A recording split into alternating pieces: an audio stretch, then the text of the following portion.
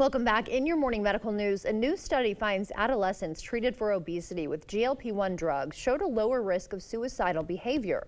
Researchers examined medical records of 7,000 teens over several years.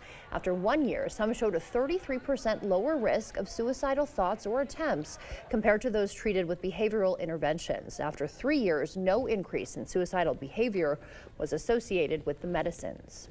A new Gallup survey reveals mixed findings on loneliness in America. While overall rates have improved since the COVID-19 pandemic, 1 in 5 people still experience loneliness daily. This 20% rate is lower than the 25% peak during the pandemic, but slightly higher than earlier this year. The study also found those experiencing daily loneliness were nearly 5 times more likely to rate their lives poorly. It is not something you probably want to think about, but all of us are surrounded by viruses. In fact, inside the average home, there's a vast biodiversity.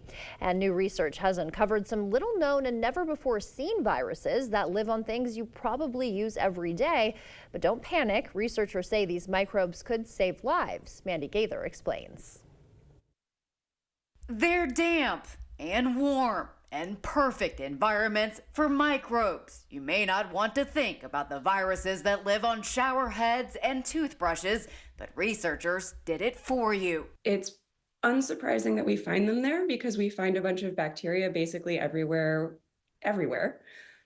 But what was surprising is how many different viruses we found and how different they looked from anything that we had ever seen before. Microbiologist Erica Hartman led a study which found something called bacteriophage all over these two environments. While that sounds bad, she says these are not viruses that make you sick. Instead, they infect bacteria, and these could potentially be used to save lives. For a long time, we've relied on antibiotics to be able to treat infections and save lives.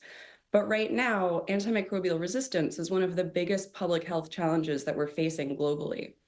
And so there's a lot of hope that we can leverage things like bacteriophage to help treat these infections that we can no longer treat with antibiotic drugs. Hartman says the hope is that these phages, or something learned from them, will aid in the development of better drugs or improved biotechnologies. We need microbes to, in our gut, help us digest our food, on our skin, help us to ward off pathogens.